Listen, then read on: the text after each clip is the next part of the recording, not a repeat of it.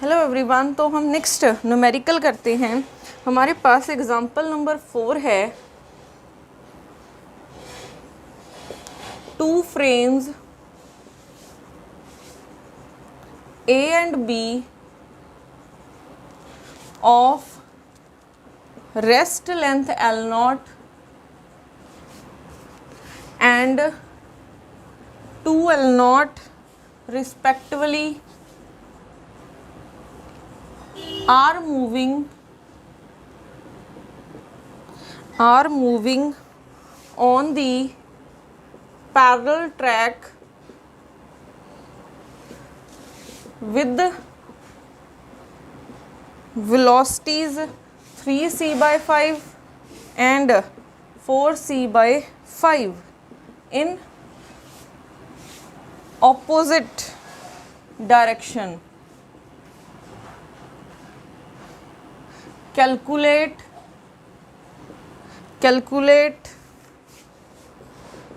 time taken by the trains to cross each other as seen by an observer on the ground. An observer on ground ही लिख लेते हैं। Other observer on train A, यहाँ पे हम करते हैं on train B, ठीक है।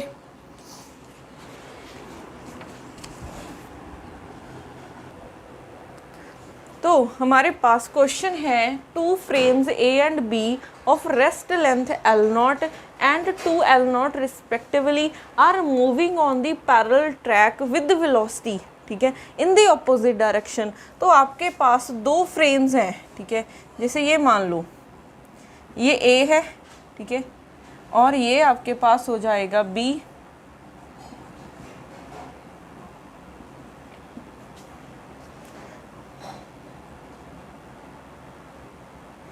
ये B है, ठीक है। तो ये अगर इस डायरेक्शन में है तो ये ऑपोजिट इस डायरेक्शन में मूव करेगा, ठीक है। इसको मान लो A, ये है B, और इसकी वेलोसिटी कितनी गिवन है? VA की वेलोसिटी है 3c/5 और इसकी है 4c/5, ठीक है। In the opposite direction calculate the time taken by the trains to cross each other, ठीक है। ये एक दूसरे को क्रॉस करने में कितना टाइम लेंगी वो फाइंड करना है। एज सीन बाय द, कौन देख रहा है? An observer on the train B, अगर कोई ऑब्जर्वर बी में खड़ा है, ठीक है, वो देख रहा है। पहले हम फर्स्ट पार्टी करते हैं। कोई ऑब्जर्वर खड़ा है बी में, ठीक है, बी ट्रेन में कोई ऑब्जर्वर खड़ा है तो वो देख रहा है। अब देखो एक और भी गिवन था। अच्छा, इनकी रेस्ट, इसकी लेंथ है L0 और इसकी है अपने रेस्ट फ्रेम में लेंथ 2L0, ठीक है। अब देखो अगर कोई ऑब्जर्वर, ये जो वेलोसिटीज गिवन है, ठीक है, ये गिवन है कोई थर्ड क्वांटिटी कौन है? ग्राउंड हो गया है, ठीक है। ये क्या है? कोई ग्राउंड पे कोई ऑब्जर्वर खड़ा होगा, वही वेलोसिटीज गिवन है। तो यहाँ पे लगा लो कि ये with respect to third quantity क्या हो जाएंगी? ग्राउंड।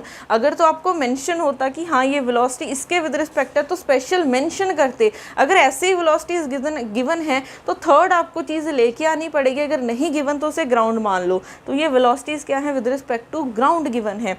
तो पहले हमें पता है कि टाइम किसके इक्वल होगा, ठीक है। हमें पता है वेलोसिटी क्या होती है? Distance upon time. तो टाइम हो जाएगा डिस्टेंस अपॉन वेलोसिटी।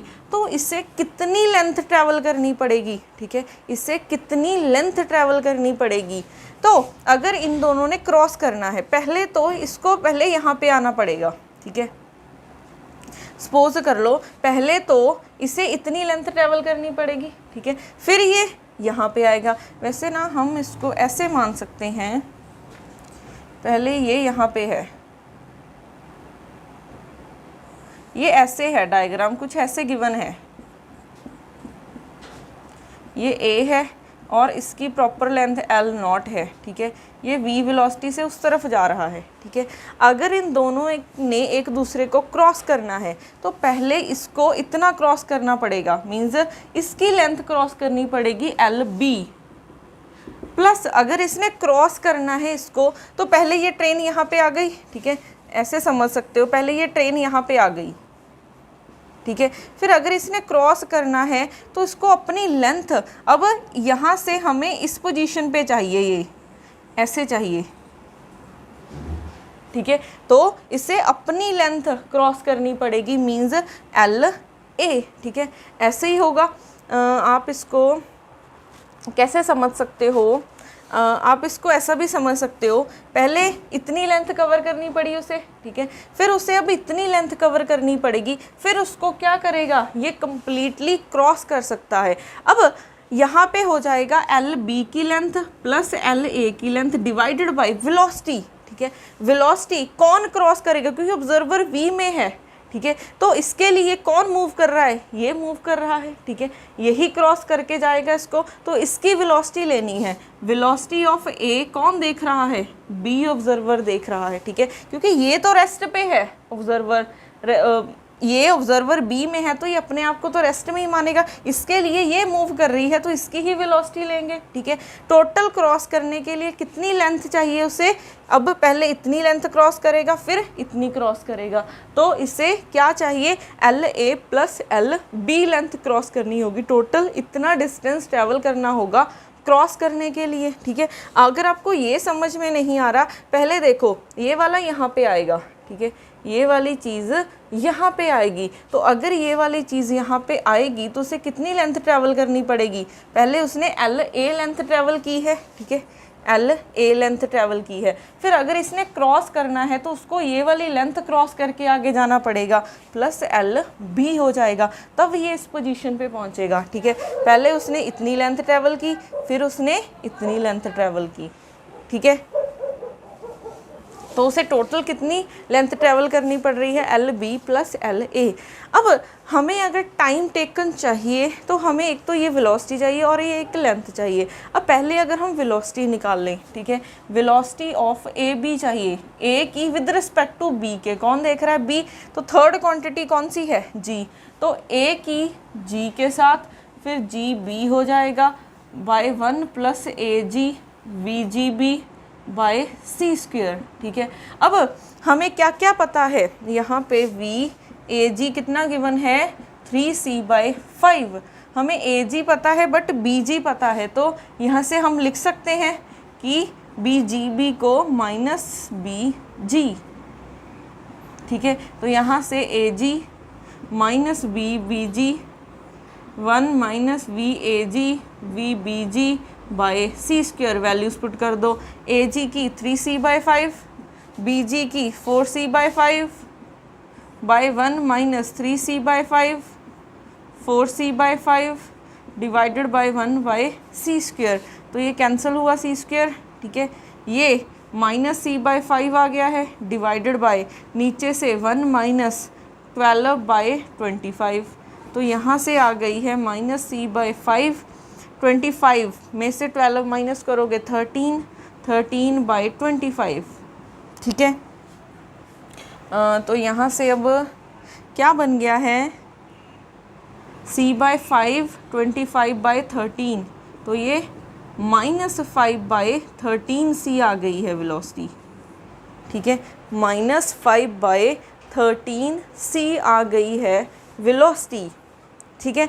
तो ए जी के विद रिस्पेक्ट है, तो ये वेलोसिटी आ गई है। अब वेलोसिटी तो हमने निकाल ली है, अब हमने देखना है लेंथ, ठीक है। अब अगर एल बी है, ठीक है, एल बी है, तो ये तो एल बी अपने रेस्ट फ्रेम में ही है, क्योंकि ऑब्जर्वर बी में ही है, तो इसकी अपने रेस्ट फ्रेम में कितनी लेंथ है, 2l0, तो एल बी की वैल्यू तो हो जाएगी 2l0, बट एल ए, ठीक है, लेंथ ऑफ ए, ऑब्जर्वर ए के लिए ये मूव कर रहा है तो लेंथ कॉन्ट्रैक्ट होगी, कितनी कॉन्ट्रैक्ट होगी वो भी हमें पता है, ठीक है।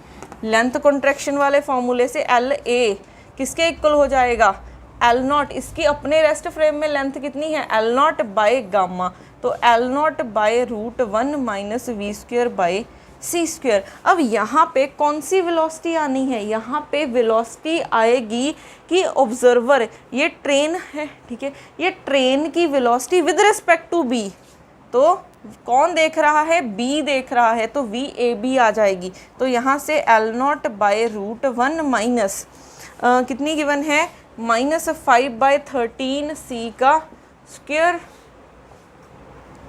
ठीक है, सी स्क्वायर। तो ये कैंसिल, तो यहाँ से आ जाएगा 1 माइनस 25/13 का 169 होता है, एल नॉट 169 माइनस 25/169, तो यहाँ से 169 में से माइनस करोगे 4 ये आ जाएगा, तो 144 का 12 एल नॉट, 169 का 13 आ जाएगा। तो इतनी लेंथ दिखेगी एल ए की। कौन देख रहा है, ऑब्जर्वर बी देख रहा है। तो यहाँ से देखो क्या बन गया है, T is equal to 2 L not plus 12 L not by 13 by 5, ठीक है, मैग्नीट्यूड में ले लेते हैं वैल्यू क्योंकि टाइम फिर नेगेटिव में चला जाएगा।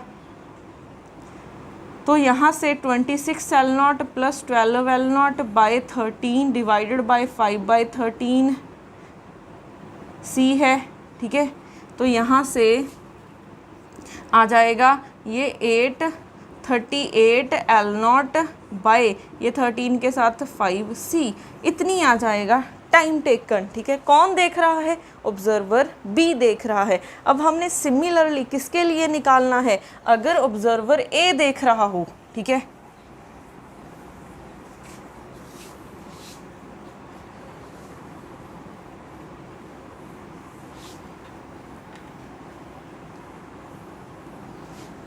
तो अगर हम यहाँ पे देखें, ऑब्जर्वर अब ए देख रहा है, ठीक है, अब ऑब्जर्वर ए ट्रेन में खड़ा है, तो अगर ए ट्रेन में खड़ा है तो ये कितनी लेंथ देखेगा, ठीक है, ये कितनी लेंथ देखेगा, तो ये लेंथ देखेगा डिस्टेंस, पहले तो क्या करना पड़ेगा, उसको इतना क्रॉस करना पड़ेगा, फिर इतना, तो सेम ही बात है, L A plus L B by velocity of B, क्योंकि अब जो ऑब्जर्वर है वो ए ट्रेन में है, तो उसके लिए कौन मूव कर रहा है, बी ट्रेन मूव कर रही है, तो यहाँ पे वेलोसिटी किसकी होगी, velocity of v with respect to a के, ठीक है।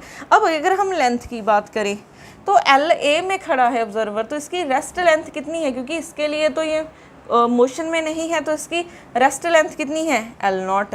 अब ए में ऑब्जर्वर खड़ा है, तो अगर ऑब्जर्वर ए में खड़ा है तो इसके लिए तो बी मूव कर रही है, तो अगर बी मूव कर रही है तो यहाँ पे कौन सी वेलोसिटी आएगी, ठीक है, यहाँ पे वेलोसिटी बोल रही हूँ, तो अगर ए के लिए, ऑब्जर्वर के लिए वी मूव कर रही है ट्रेन, तो इसकी लेंथ कॉन्ट्रैक्ट हो जाएगी। कितनी लेंथ कॉन्ट्रैक्ट हो जाएगी, तो एल बी, इसके रेस्ट फ्रेम में length 2 L not by root 1 साथ में √1 माइनस वी, यहाँ पे वेलोसिटी किसकी आएगी, अब बी को देख रहा है, कौन देख रहा है, ए बाय सी स्क्वायर। अब हमने अभी वी ए बी निकाला था, कितना आ गया था, -5/13 सी, तो बी ए क्या हो जाएगा, माइनस ए बी के, तो यहाँ से बी ए हो जाएगा 5/13 सी, ठीक है। तो वैल्यू पुट करनी है, रिजल्ट सेम आएगा, बट एक वहाँ पे क्योंकि उसकी रेस्ट लेंथ एल नॉट थी, अब यहाँ पे 2 आ गई है, तो देखो एल बी हो जाएगा 2 टाइम्स, पहले कितनी आई थी 12 एल नॉट बाई 13, तो 24 एल नॉट बाई 13 आ जाएगी, ठीक है, 24 एल नॉट बाई 13। अब यहाँ पे वेलोसिटी कितनी है, 5/13 सी, तो यहाँ से आ गया है 13 L not plus 24 L not by 13 by 5/13 सी, ठीक है। तो ये प्लस करो, 13 के साथ 13 कैंसिल, 7 3 एल नॉट बाई 5 सी, इतनी आ जाएगी, ठीक है। तो ऐसे हम किसी भी क्वेश्चन को सॉल्व कर सकते हैं, सिर्फ आपको मतलब पता होना चाहिए कि कैसे हम कहीं पे भी टाइम डायलेशन लगा रहे हैं और कहीं पे भी हम लेंथ कॉन्ट्रैक्शन कैसे लगा रहे हैं, वो आपको समझना है, ठीक है।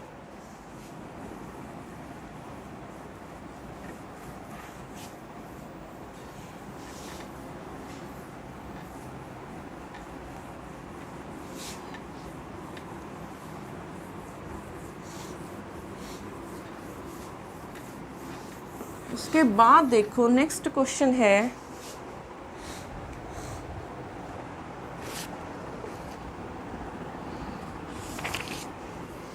Example number 5,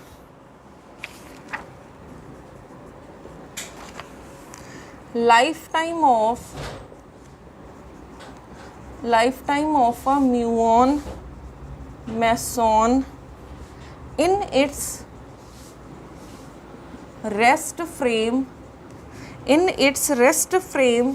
is 2 into 10 raised to power minus 6 second. What distance can a meson travel before decaying if its speed is 2.994 into 10 raised to power 8 meter per second.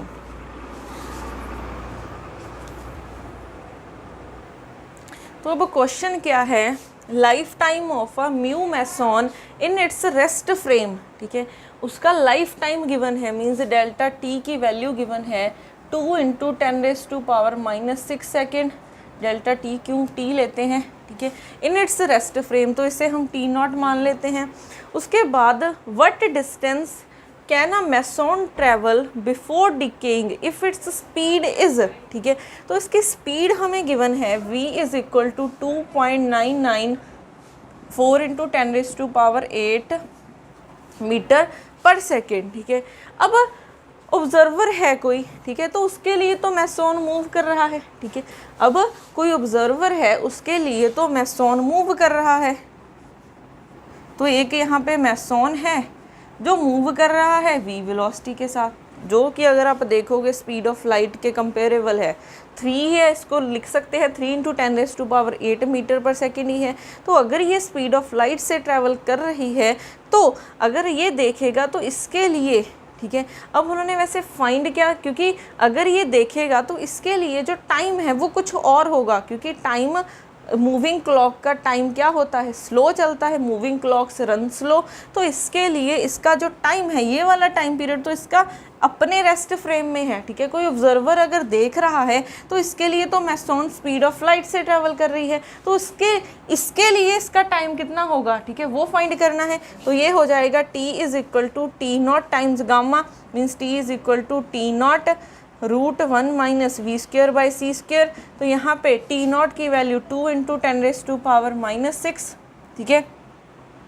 यहाँ पे वेलोसिटी कितनी है, ठीक है, ये ऑब्जर्वर देख रहा है, ये इस वेलोसिटी से जा रहा है, कितनी वेलोसिटी से जा रहा है, ये हमें गिवन है 2.9994 into 10 raise to power 8 divided by C square, ठीक है। अब देखो यहाँ पे, अच्छा इसका भी स्क्वेयर है,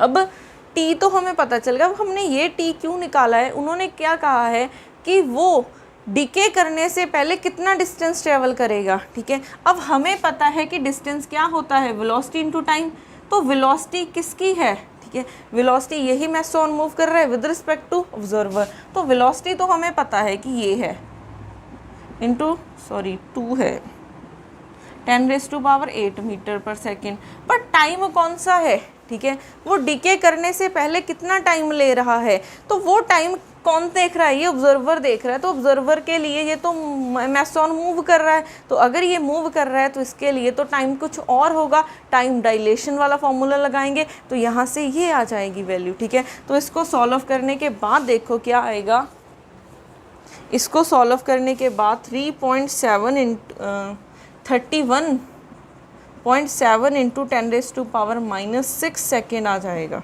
ठीक है।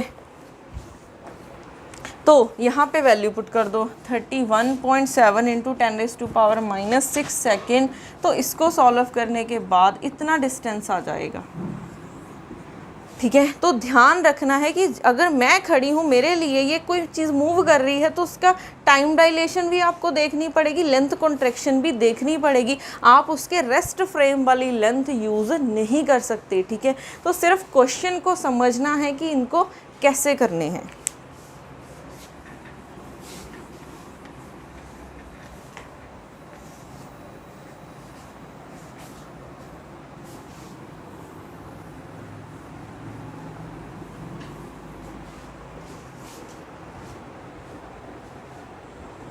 उसके बाद जैसे हमने लेंथ कॉन्ट्रैक्शन देखी है, ठीक है, लेंथ कैसे करती है contract, L not by gamma, तो इसको लिख सकते हैं 1 minus we square by C square. ऐसे ही सेम एरिया भी कॉन्ट्रैक्ट करता है, ठीक है। एरिया कैसे कॉन्ट्रैक्ट करेगा, A nought by into root 1 minus we square by C square. ऐसे ही वॉल्यूम भी कॉन्ट्रैक्ट करती है, ठीक है। तो जैसे लेंथ कॉन्ट्रैक्ट करती है वैसे ही एरिया और वैसे ही आपके पास वॉल्यूम चेंज हो जाएगी। अब इस पे ही एरिया और वॉल्यूम पे भी हम एक क्वेश्चन करते हैं, वहाँ से आपको क्लियर हो जाएगा।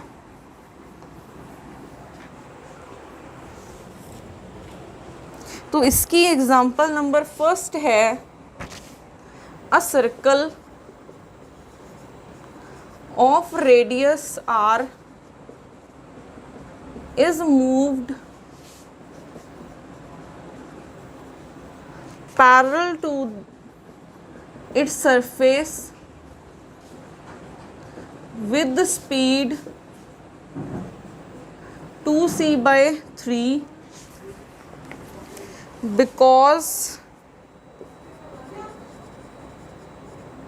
because of which it takes shape of an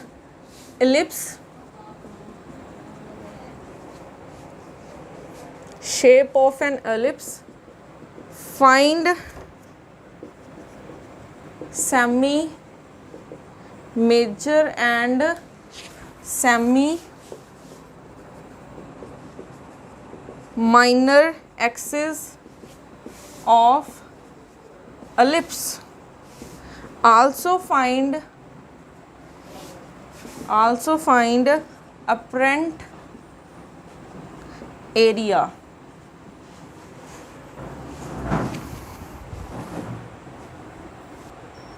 तो यहाँ पे उन्होंने कहा एक सर्कल है जिसका रेडियस r है, is moved parallel to its surface with speed c/2c/3।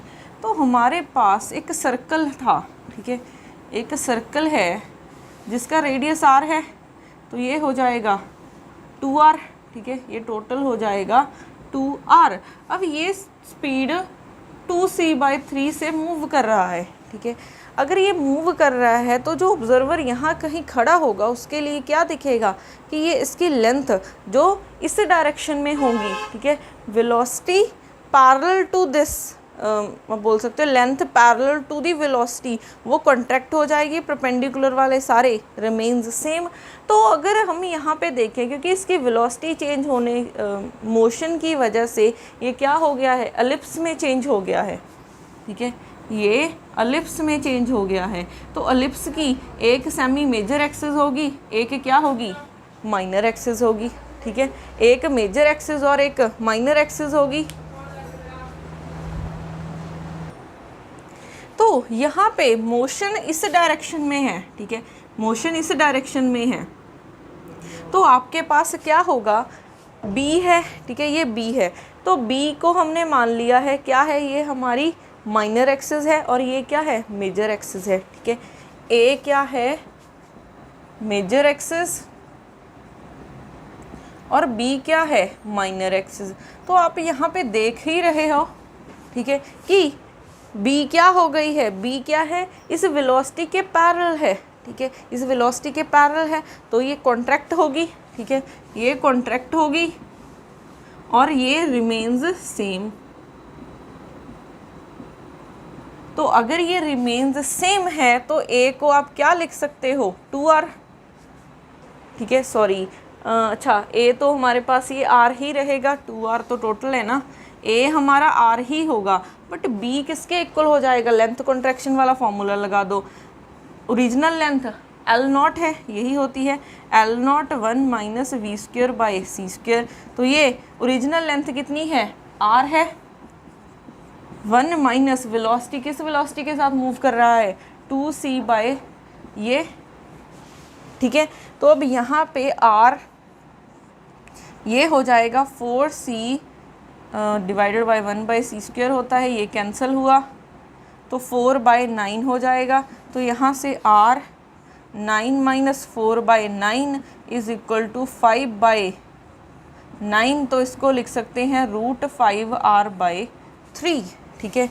तो यहाँ से आपके पास b क्या हो गई है, √5/3r।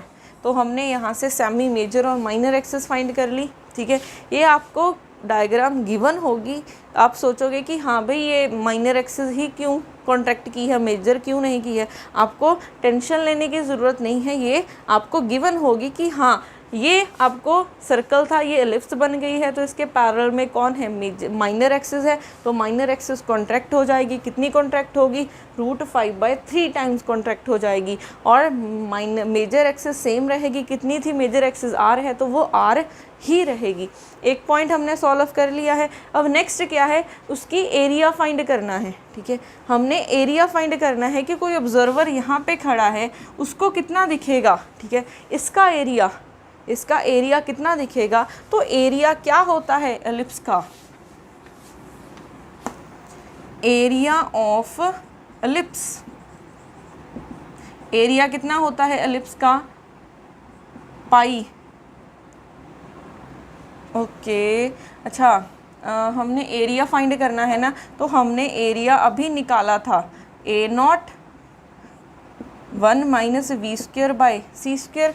अब a0, ठीक है, a0 क्या है, उसके रेस्ट फ्रेम में है, क्योंकि ये जो ऑब्जर्वर खड़ा है, ठीक है, अगर तो आप इसके रेस्ट फ्रेम में देखोगे तो उसे सर्कल ही दिख रहा है, ठीक है, सर्कल इसके रेस्ट फ्रेम में देखोगे तो सर्कल दिख रहा है, बट ये सर्कल मूव कर रहा है, तो इस ऑब्जर्वर के लिए तो मूव कर रहा है ना, तो इसके लिए ये सर्कल की जगह इसे क्या दिख रहा है, एलिप्स दिख रही है, ठीक है, क्योंकि ये ऑब्जर्वर के लिए ये सर्कल मूव कर रहा है, तो इसे सर्कल नहीं, इसे एलिप्स दिख रही है। यही हमने देखा है, ठीक है, कि इसकी माइनर एक्सिस डिक्रीज हो गई है और मेजर एक्सिस में कोई चेंज नहीं आया है, तो ये क्या दिख रही है, इसे एक एलिप्स दिख रही है। बट यहाँ पे a0 क्या होता है, उसके रेस्ट फ्रेम में एरिया, तो रेस्ट फ्रेम में तो उसे सर्कल ही दिखेगा। अगर सर्कल दिखेगा तो सर्कल का एरिया कितना होता है, πr², πr²। तो किस वेलोसिटी के साथ मूव कर रहा है, इतनी वेलोसिटी के साथ, 2c/3 whole square into 1/c², ये कैंसिल हो जाएगा, तो πr² √1 माइनस 4/9, तो यहाँ से πr² √9 माइनस 4/9, तो πr² √5/9, πr² ये हो जाएगा √5/3, ठीक है। तो एरिया इतना दिखेगा उसे, ठीक है, ये इतना एरिया दिखेगा, ठीक है। तो ये याद रखना है कि हमने कैसे निकालने हैं, सिर्फ मेथड समझना है, क्वेश्चन को समझना है आपने।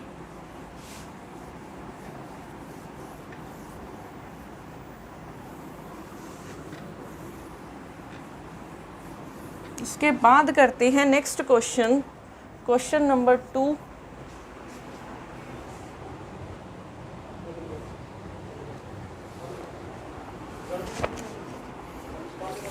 क्वेश्चन क्या है, an equilateral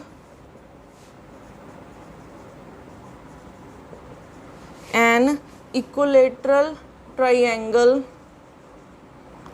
is moved parallel to its plane in two ways. In first case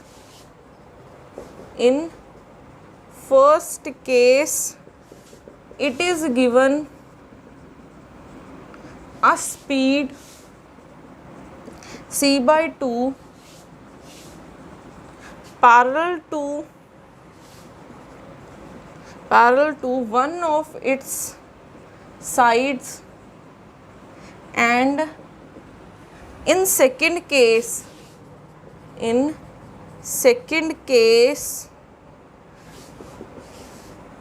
it is given a speed √3/2c parallel to bisector of angle. Find ratio of apparent area in the two cases.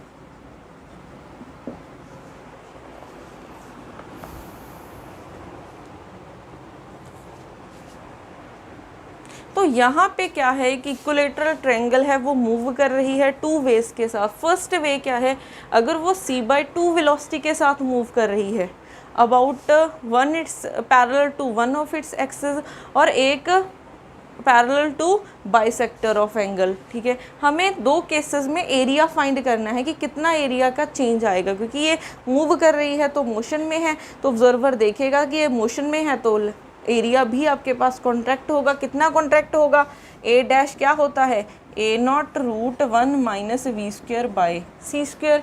तो first case के लिए a1 मान लेते हैं। a0 कितनी velocity के साथ move कर रहा है, ठीक है, कितनी वेलोसिटी के साथ, c/2 वेलोसिटी के साथ मूव कर रहा है इंटू 1/c²।